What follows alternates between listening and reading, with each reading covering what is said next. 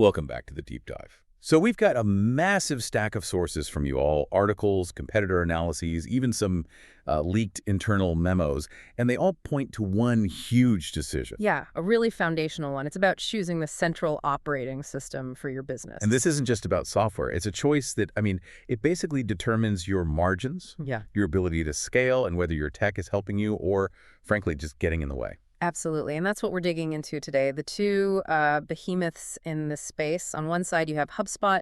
It's the polished corporate standard. Right, the establishment player, backed by big money, even Google. And then on the other side, you have HighLevel, or GHL. It's the disruptor, Yeah. the execution engine. Exactly. Built by marketers for marketers. So we have Okay. to frame this right from the start. HighLevel is all about tool consolidation. HubSpot is this massive modular enterprise ecosystem. And that gets us to the core question we're unpacking today.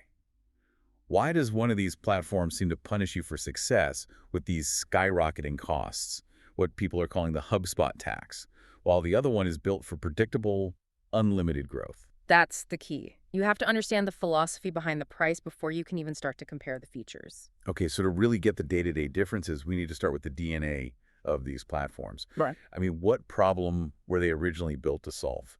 Let's start with HubSpot. You mentioned its identity and its pure enterprise focus. Yeah, when you look at the architecture, it feels very corporate. You start with their CRM, which is great, often free, but then everything else is a bolt-on. These hubs, marketing, sales, service. And that modularity, that's a huge strength for a massive company. It's built for those mid-market to enterprise businesses that have, separate siloed internal teams. The sales doesn't need to see what marketing is doing in the same way. Precisely.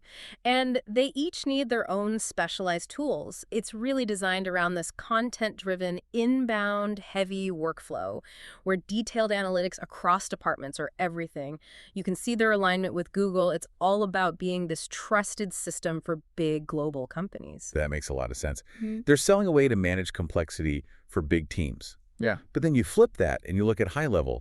GHL's core identity feels like a direct reaction to that model. It is. It's pure execution focus. It wasn't built for internal bureaucracy. It was built by marketers for local service businesses, multi-location brands, and especially for marketing agencies. The whole idea is consolidation. To kill the Frankenstack. I love that term. You know it. That messy collection of 5, 8, sometimes a dozen different subscriptions you're paying for. Your funnel builder over here, your email provider over there, your Yeah. Calendly, your review tool.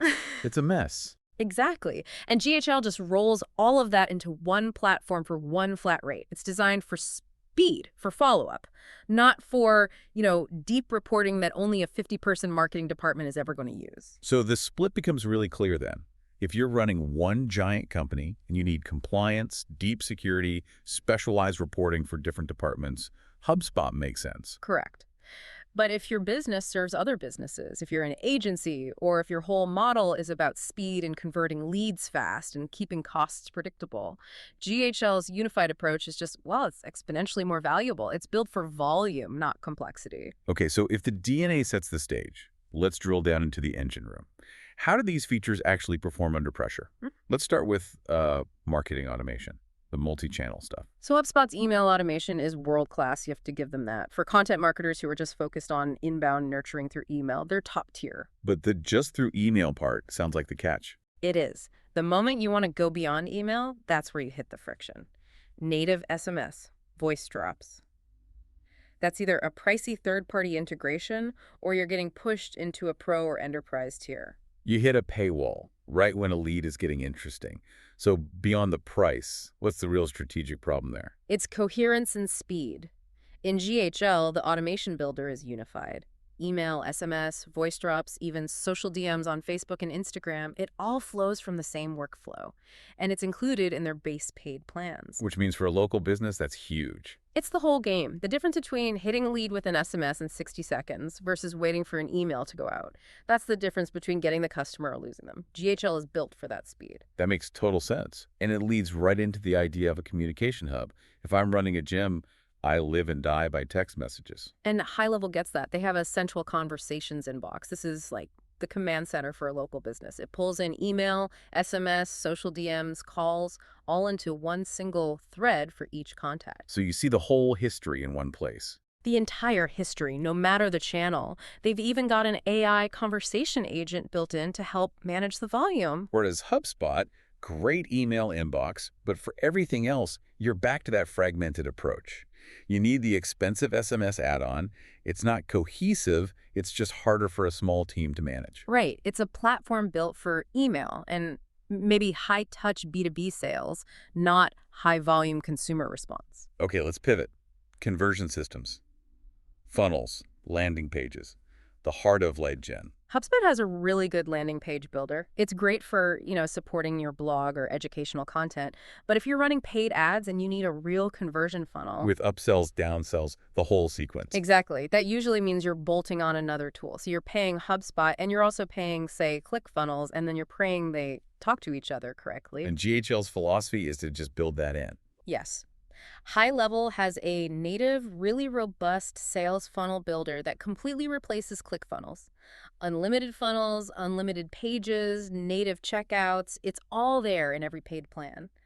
The insight is simple. They let you control the entire customer journey without giving up your margin to another SaaS tool. Speaking of other tools, let's talk about GHL's Native Edge. Features that cost you extra in HubSpot. First up, reputation management. Right, this is a huge one. It's non-negotiable for any local business.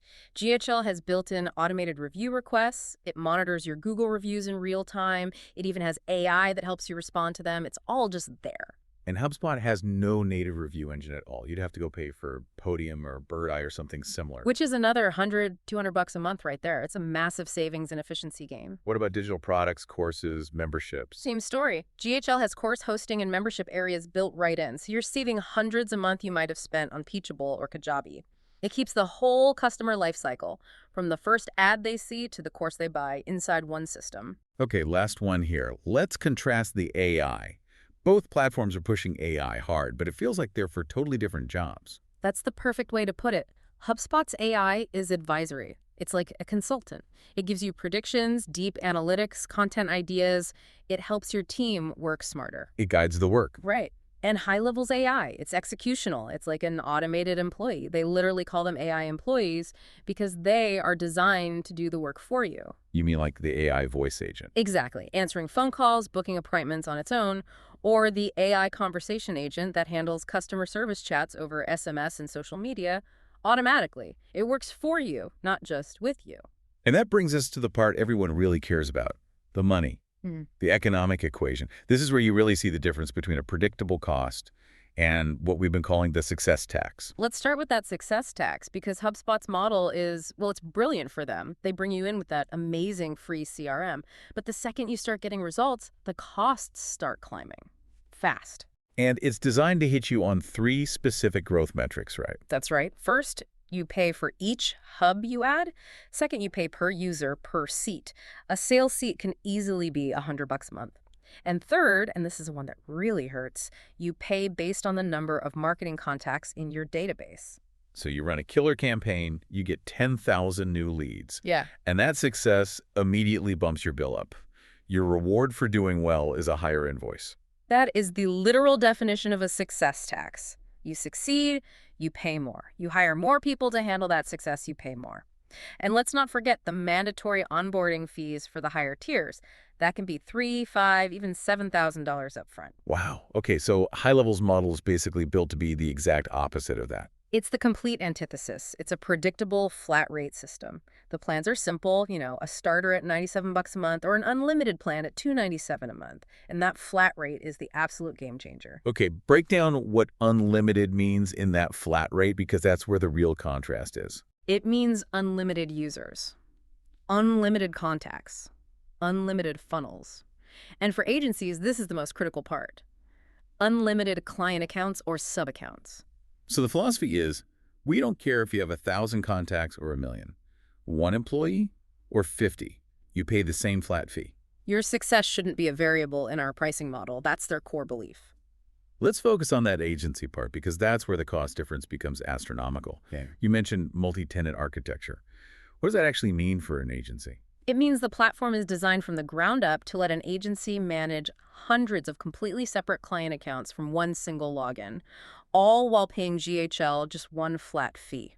So an agency can take the GHL platform, put their own logo and branding on it, and then resell it to their clients as their own software. Exactly. They go from being just a service provider to being a scalable SaaS provider. They turn a cost center into a recurring revenue stream. And you can't do that with HubSpot. Not natively. It's not built for it. To manage a dozen clients in HubSpot, you'd be paying thousands and thousands of dollars a month. So for any business that manages multiple clients or locations, GHL wins the financial battle by an absolute landslide. The cost stays flat, the utility is unlimited. All right, let's run some quick scenarios to pull this all together. Who wins where, and then we have to touch on the limitations. Okay, scenario one. A marketing agency that's growing fast, or maybe a franchise with 30 locations. High level. Has to be. The unlimited accounts and flat cost. It's a no-brainer. Scenario two. A local service business. A plumber, a small gym. They live on texts, bookings, and Google reviews. High level again. The native SMS, the review management, the speed. It's just built for them. Okay, scenario three. A true enterprise company. 500 employees. B2B. Needs deep integration with Oracle and SAP. Has a whole compliance department. That's HubSpot's turf. They'll pay a fortune for it, but they need that deep security, the audited integrations, the kind of reporting that a Fortune 500 company demands. And last one. A tiny startup that just needs a free CRM to capture some emails. HubSpot Free is a great starting point.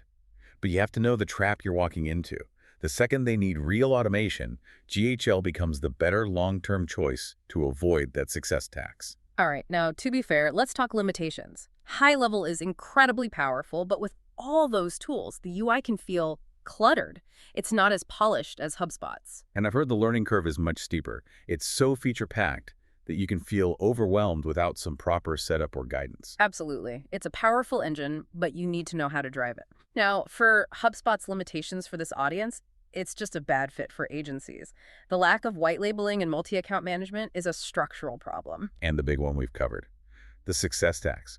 It's just incredibly expensive as you scale, and so many of those critical execution features are locked away behind huge paywalls. So what does this all mean for you? The final synthesis really is that core distinction. HubSpot is for the enterprise. It's for organizations with complex needs and, frankly, very deep pockets to justify its specialized system. But HighLevel is the execution engine. It's built for efficiency. It gives you enterprise-level tools without that enterprise price tag. It's all about speed, consolidation, and predictable costs. And the takeaway is this. You have to choose based on your operational model, not just a list of features. Are you in the business of managing internal complexity, or are you in the business of fast execution and scalable revenue? And that leaves you with one final provocative thought. It's purely economic, but it defines everything. When you choose this foundational software for your business, are you choosing a system that sees your growth, more leads, more staff as an expense to be taxed? Or do you choose one that sees it as a predictable asset to be leveraged for unlimited profit? That choice will define your margins for years to come.